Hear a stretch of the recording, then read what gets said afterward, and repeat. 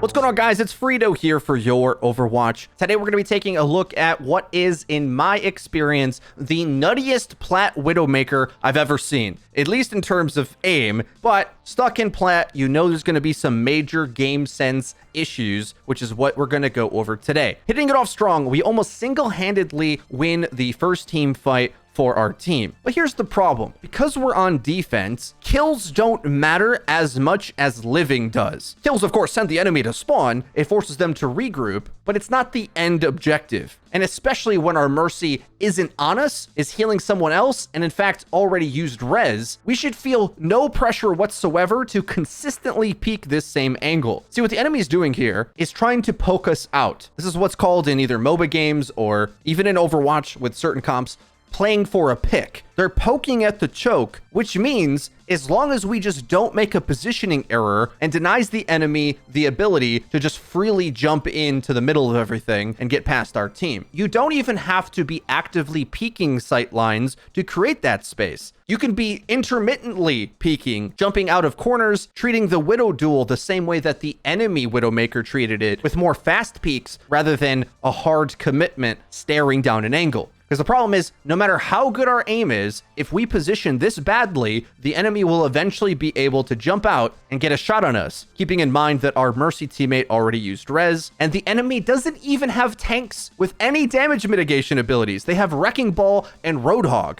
which means if we just stand behind our barrier, while we can one-shot kill the enemy. Now, of course, our Widowmaker teammate did utilize this God angle before in the first team fight, but let's just keep in mind why this is so strong. It's a very tight head glitch. It makes it so that only your head is poking out of this, and it makes it so that even if the enemy kills you, Mercy can res from a completely safe position. But if we don't have res and Mercy isn't even with us at the time, we need to prioritize getting to safe angles rather than over peeking out in the middle of the map. And remember, you have hook shot on cooldown, which means you can drop to the low ground, start prodding on off angles, checking and leaning into different spots, ideally even just using the barrier that you have. And whenever you need to, you can hook shot just like the enemy did to either launch yourself up for a good shot or just get you back onto high ground. This is the fundamentals of the Widowmaker footsie game that if you don't respect, you're going to catch a ton of deaths no matter how good your aim is. And well, of course, since we go down in the back, it does two things. It allows like a pressure valve to be lifted off the choke, which just lets the enemy fly over our team. And we're going to see this develop as we start running back. You can see it on the silhouettes of our teammates and enemies just running over the middle of the map. And of course, our team had to run for the hills, retreating all the way back. And what's the problem here? Even though we come back and pop off, quote unquote, because our first mistake was so severe, we had to kill like 2 or 3 more players than we already did. This retake clip looks flashy, but the problem is once the enemy gets their brawler characters like Moira, Roadhog,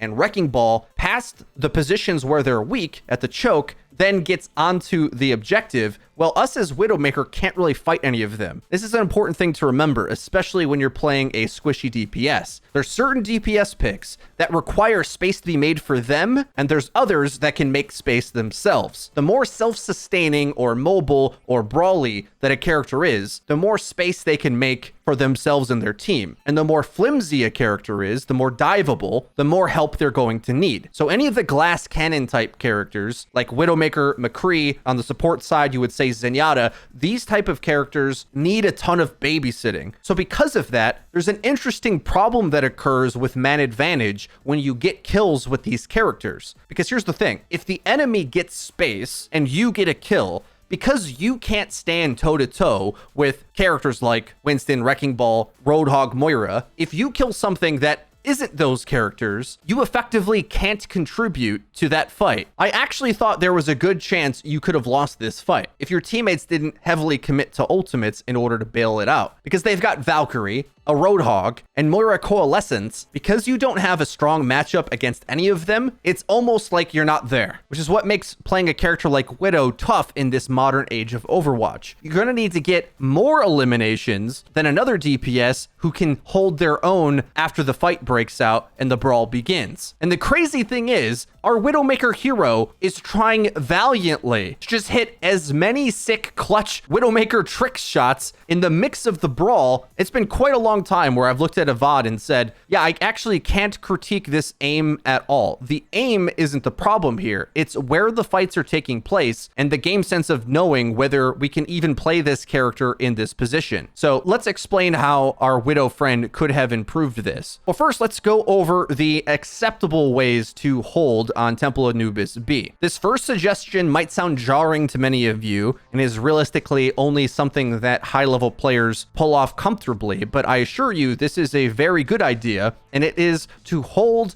in the transition point before point B, almost spawn trapping the enemy. Basically, what you want to do is send your tanks out to create space, maybe get some flanks in, and then use your Widowmaker line of sight to spawn trap the enemy, being able to look down at the main choke or any of the paths that they can take. And if you defend like this, Widowmaker begins to look very strong. It's sort of the reverse setup that the attacking side has on point A that they eventually won with. It's setting up the same type of engagement where you have a Widowmaker far out in the distance and a team fight on the low ground, unable to reach her. Also as well, there's a lot of 2CP reasons why this is good. If you at least trade with the enemy out towards their spawn, as long as it's not in overtime, the 10-second respawn should buy enough time for you to get another regroup to get onto B. And especially if the enemy has to use ults to escape their spawn, well, they may be cashing in a free team fight before they're even close to the objective to capture it. Now, the other thing you can do is look towards controlling the choke at point B. This is going to be weaker for the Widowmaker playstyle, but it's also something that players don't really do at this rank, but should, and that is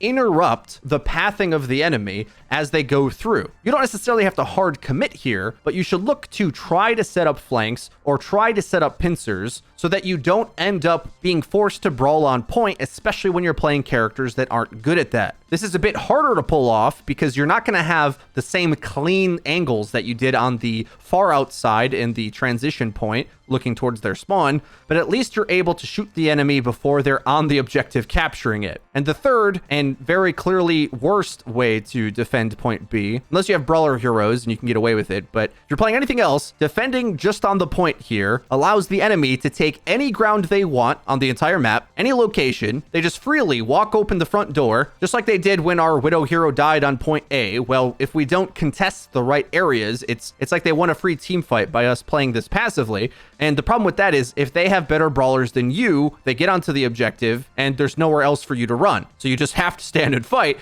and it's not what those characters were made to do. So picking your engagements there, so important. I do really wish that Overwatch made a hard push towards rewarding mechanical skill, but even at the best of times, these same principles about space and where to fight still would apply. It's just that our hero might have been able to get a little bit higher in the ladder just based on his pretty insane aim. Going into point B now, our team plays decent, but the enemy just pops some good ults and thins us out. But important to notice how they're going at us here. It's so easy to get kills at the choke on the enemy when you make them pay for taking space. Gonna fast forward through some of the regrouping stages here, and we do the McCree classic, pop high noon into the enemy Sigma ult, which is a massive play. And unfortunately, I'm going to say this moment here is our chance to be able to win the game. We're not going to get a better chance, and we come back on Tracer, which has the benefit of being a faster character, but I think the very clear option that you should go to is Reaper for a few reasons. The enemy has a Reaper, which means their retake brawl is going to be kind of nutty, but also he's just good on this point in general. He's going to have a similar run back to Tracer in any case. And because we run in here as Tracer and make a movement fail here to get shot and die, well, everything we just tried to accomplish was all for naught. Our hero is going to attempt a stint on Widowmaker, but if we've learned anything from this gameplay so far, it is very tough to out-headshot the brawl and sustain characters that are in the game right now. Because any damage you do, even if you win this pretty nutty duel up against Tracer, the enemy's just got a Reaper who gets free kills on your tanks. And because you don't stop him from killing your team, playing Widowmaker is just too slow, unfortunately. So slow that in the meantime of me explaining this, the kill we got on the Tracer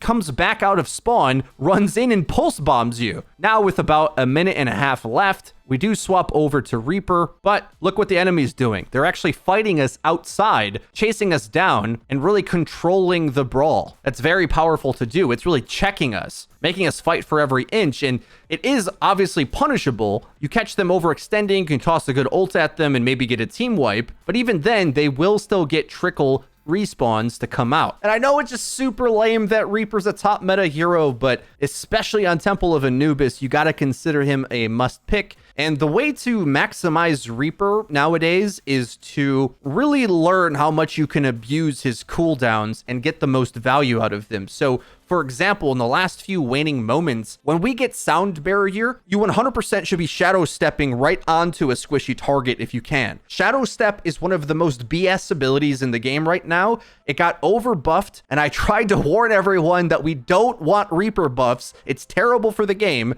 but sort of like Doomfist just runs at you getting free kills, Reaper can do the same, especially when your teammate drops sound barrier on you. Use it to get in close, fire a few shots, try to delete something, and when the enemy starts to focus you, then you use Wraith Form. You never want to engage with Wraith Form because it loses your escape. You want to try to wait as long as possible to use Wraith Form most of the time to really increase your uptime. The more sustain you can get out of just lifesteal and good positioning, the better your Reaper play is going to be. So kind of an unfortunate gameplay review. We're hoping that characters like Widowmaker have a much stronger output now that shields are much weaker coming up on the new patch. But of course, on a map like Temple, until Reaper gets nerfed at those really close brawl distances, he is going to be setting the meta at a lot of ranks of play. You can get away with not having him if the enemy doesn't have him, but as soon as they do, it's going to be really hard to compete with the amount of space he creates for the team. You'd have to hit the nuttiest Widowmaker headshots of your life